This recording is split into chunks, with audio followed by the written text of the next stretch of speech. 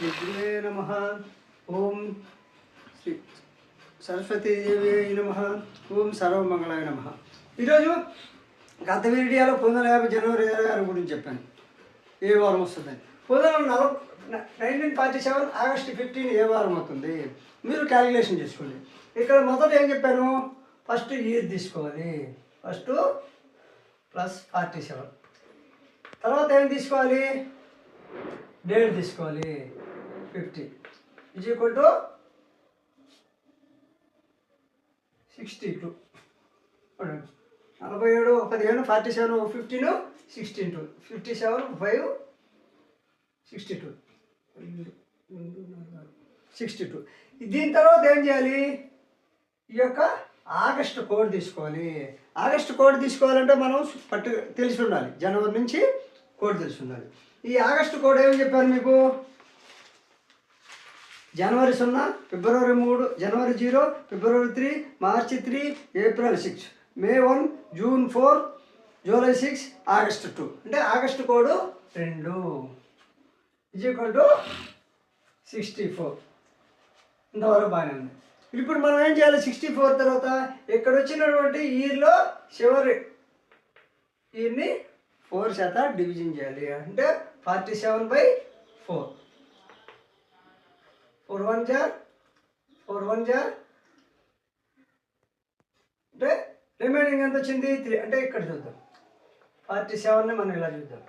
4 4 1 జా 4 7 4 1 జా 4 3, రిమైనింగ్ 3 వచ్చింది. ఇక్కడ లీప్ సంవత్సరంతో డివిజన్ చేసినప్పుడు 4 చేత మనము రిమైనింగ్ని తీసుకోబడలేదు. ఇక్కడ 11 మాత్రమే మనం తీసుకోవాలి. 11 ఎన్ని టైమ్స్ అయితే ఈ ఇయర్ని పోతుందో, అంటే 1947లో 47 మాత్రమే పరిగణలోకి తీసుకోవాలి.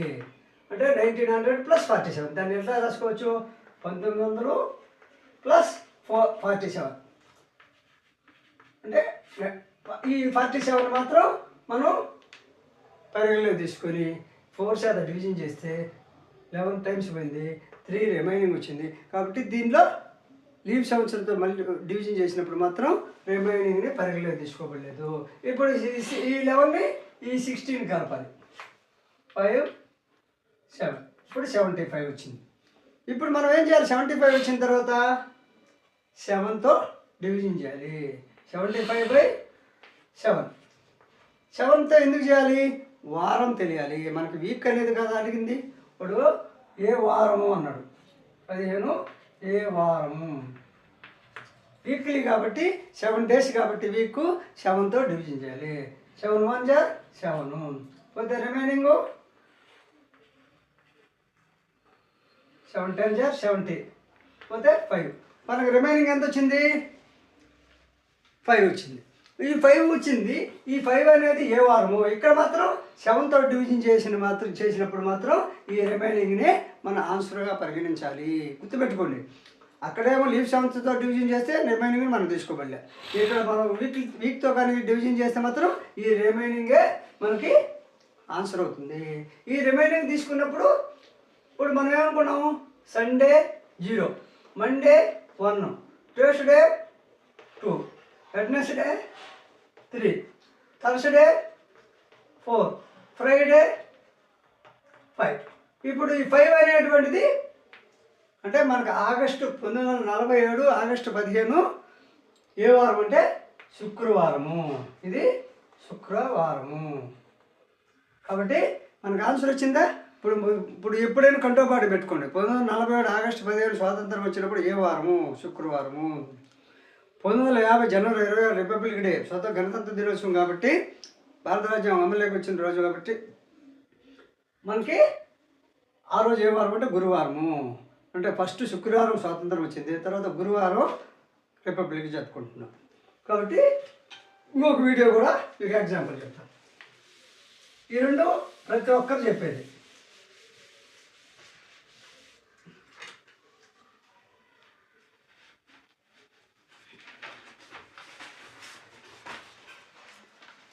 (1978) 1978 ఏప్రిల్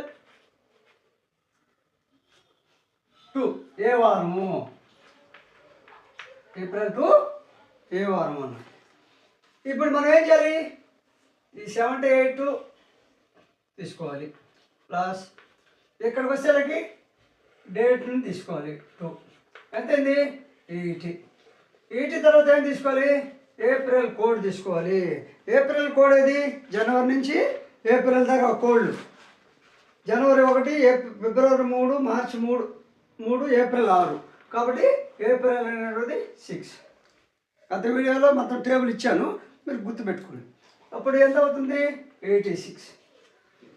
అప్పుడు 86. ఇప్పుడు 86కి ఏం కలపాలి? ఈ ఇయర్ని 4 చేత డివిజన్ చేయాలి. 1978 అనగానే 1900 + 78. అప్పుడు ఇట్లా రాసుకొని ఈ 78ని 4 చేత డివిజన్ చేయాలి. ఈ 78ని 4 చేత డివిజన్ చేస్తే, ఎందుకంటే లీప్ సంవత్సరం కాబట్టి ప్రతి 4 ఇయర్స్కి ఒకసారి ఒక రోజు కలుస్తుంది కాబట్టి అందుకని లీప్ సంవత్సరం చేత డివిజన్ చేయాలి. 4 × 1 = 4, 3, 8, 4 × 9 = 36, 2. దీన్ని ఇప్పుడు 4 చేత డివిజన్ చేసినప్పుడు రిమైనింగ్ని పరిగణలోకి తీసుకోకూడదు కాబట్టి 19ని కలపాలి. 86కి 19 కలపాలి. కలిపితే ఎంత వచ్చింది? 15 + 10 చూడండి, అంటే 105 వచ్చింది. ఇప్పుడు ఈ 105ని మనం ఏం చేయాలి? ఈ 105 అనేదాన్ని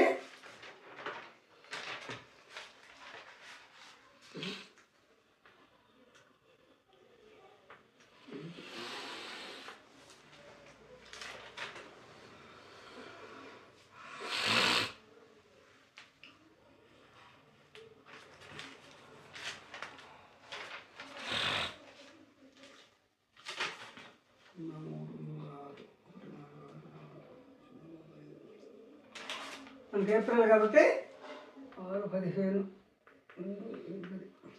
ఈ 105 ఏం చేయాలి? మనం వారాన్ని కనుక్కోవాలి. ఇప్పుడు వీక్ ఏదో కనుక్కోవాలి. వీక్ ఏదో కనుక్కోవాలంటే 7 చేత డివిజన్ చేయాలి. 7 × 1 = 7, 3, 5, 7 × 5 = 35. 35 అంటే ఏమొచ్చింది? 0 వచ్చింది. మనకి వీక్లో 0 ఏది? సండేతో స్టార్ట్ అవుతుంది. అప్పుడు సండే 0 కాబట్టి మనకు 1978 ఏప్రిల్ 2 ఆదివారం అవుతుంది. సండే 0 కాబట్టి సండే 1 0, మండే 1 కంటిన్యూషన్ వస్తుంది కాబట్టి ఇప్పుడు ఈ ఫార్ములా మీకు అర్థమైంది. ఇప్పుడు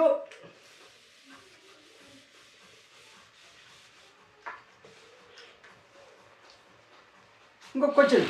కందగిరి కొండలలో మొత్తం గుహలు ఎన్ని? కందగిరి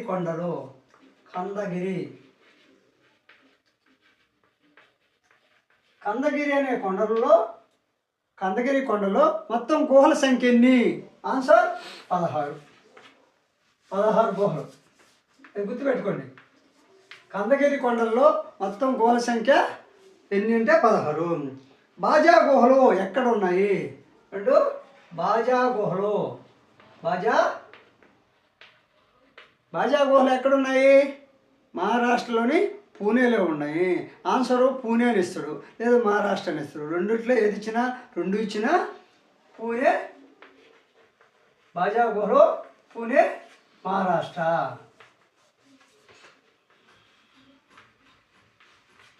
బాజా గుహలు పూణేలోని మహారాష్ట్రలో ఉన్నాయి. ఇప్పుడు పూణే ఇచ్చినా, మహారాష్ట్ర ఇచ్చినా ఏదో ఒకటి పెట్టింది. పాండువాలో ప్రసిద్ధి చెందిన మసీదు ఎక్కడ? ఏది? పాండువాలో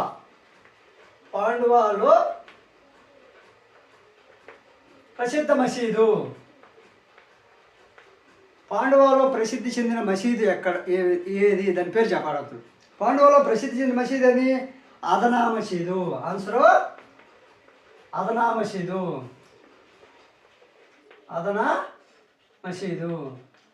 అంటే పాండువాలో ప్రసిద్ధి చెందిన మసీదు అదనా మసీదు. అదేవిధంగా భక్తి ఉద్యమకారుల గురించి చెప్పుకుందాం. రాసుకున్నారా? కందగిరి కొండలు మొత్తం 16 గుహలు ఉన్నాయి. కందగిరి కొండల్లో మొత్తం 16 గుహలు ఉన్నాయి. బాజా గుహలు అనేవి ఎక్కడున్నాయంటే మహారాష్ట్రలో పూణేలో ఉన్నాయి. పాండువాలో ఉన్నటువంటి మసీదు పేరు ఏంటంటే అదనా మసీదు.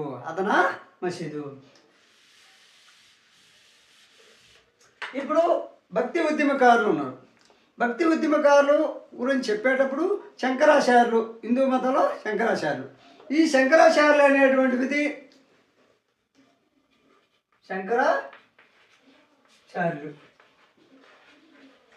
ఈ శంకరాచార్యుల గురించి బ్రీఫ్ నోట్ ఇస్తాను. రాసినటువంటి రచన ఏది?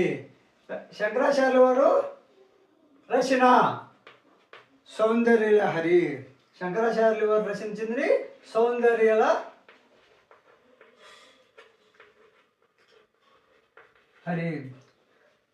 సౌందర్యలహరి ఎవరు రాశారు? శంకరాచార్యుల వారు. అదేవిధంగా శంకరాచార్యుల వారు రచించినటువంటి సిద్ధాంతం మీకు మామూలుగా క్వశ్చన్ రూపంలో వచ్చినా కూడా మెయిన్స్లో ఈ విధంగా రాసింది. శంకరాచార్యులు రచించిన రచన సౌందర్యలహరి. ఆయన రచించిన ఆయన సిద్ధాంతం, శంకరాచార్యులు గారి సిద్ధాంతం అద్వైతత్వం.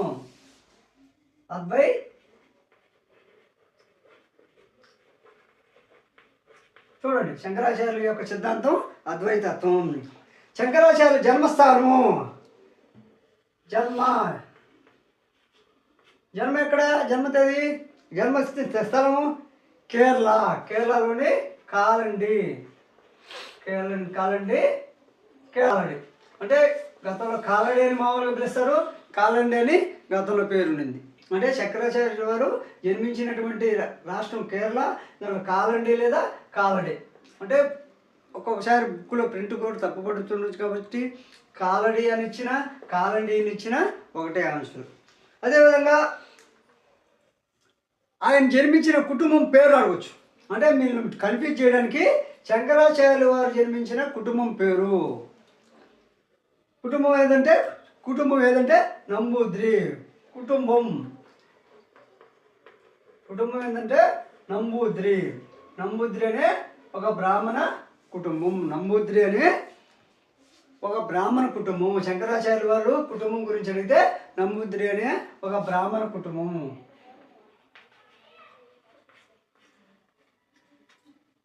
నంబూద్రి అనే బ్రాహ్మణ కుటుంబంలో శంకరాచార్యుల వారు జన్మించారు. ఆయన యొక్క బిరుదులు ఏమున్నాయంటే బిరుదులు